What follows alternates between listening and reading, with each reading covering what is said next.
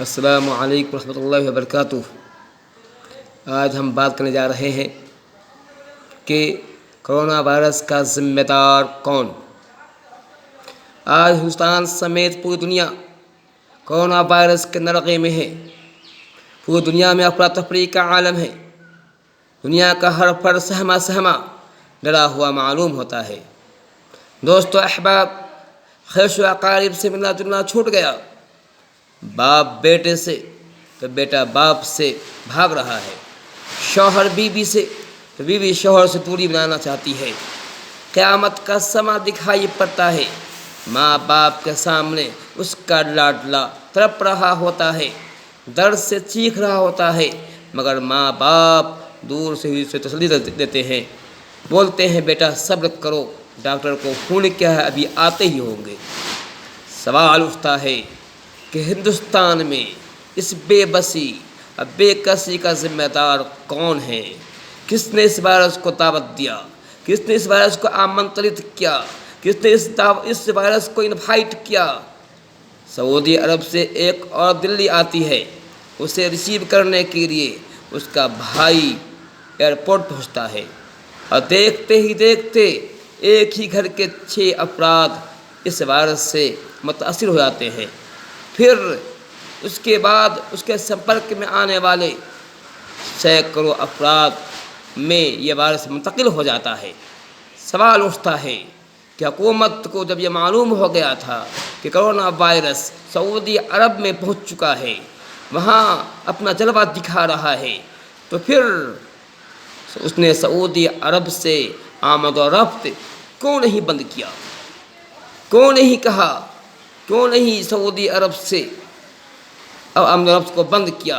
کیوں وہاں سے فلائٹ کو آنے دیا؟ کیوں یہاں فلائٹ کو بھیجا؟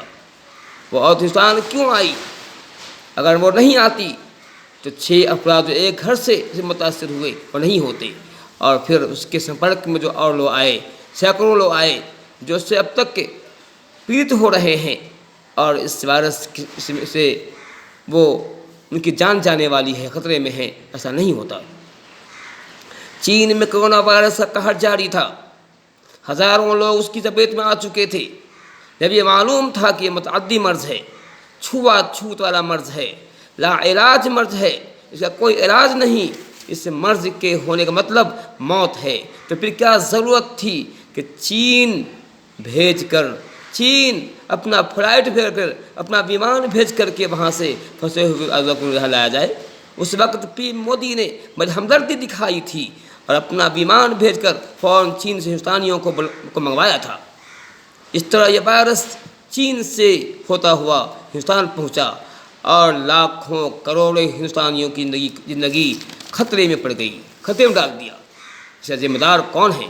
اس کی ذمہ دار حکومت ہے، جس نے چین بیمان کیوں بھیجا؟ جب اسے معلوم تھا کہ متعدی مرض ہے، جب وہاں سے لوگ آئیں گے تو ضرور ان کے اندر یہ وائرس ہوگا، پھر یہ اس وائرس کو یہاں پھیلائیں گے، کیوں وہاں بلایا؟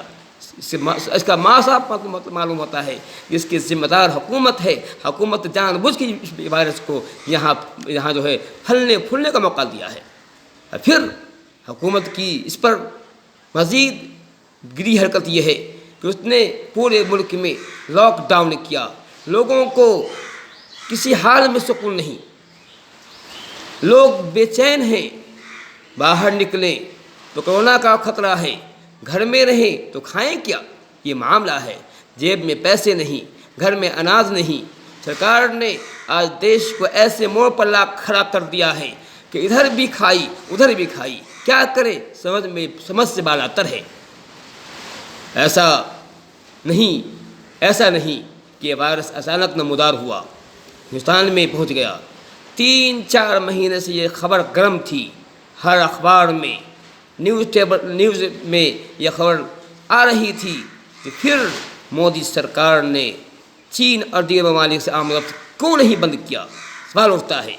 اور یہ کام 2 ماہ پہلے کر لیا گیا ہوتا، اگر یہ کام پہلے کر لیا گیا ہوتا تو آج یہ بدامنی اور بے چینی نہیں ہوتی۔ اصل بات یہ ہے کہ اس وقت یہ حکومت MP میں جوڑ توڑ کر رہی تھی، سیٹ کی چوری ڈکیتی میں لگی تھی، مصروف تھی۔ صحیح بات یہ ہے کہ اس حکومت کو جنتا سے نہیں اپنی حکومت سے پیار ہے، لوگوں سے نہیں اپنی حکومت سے پیار ہے۔ ہم دیکھ رہے ہیں کہ فلم اسٹار ہو یا کھلاڑی وغیرہ ہو، کافی تعداد میں بڑی بڑی رقم پیش کر رہے ہیں۔ میں نہیں سمجھتا ہوں کہ اس میں سے کچھ بھی اس میں کا جو ہے 50% بھی عوام تک پہنچ پائے گا۔ مجھے پورا یقین ہے اس بات پہ ہے کہ اس کو بھی یہ حلق پر جائیں گے، جیب میں بھر لیں گے۔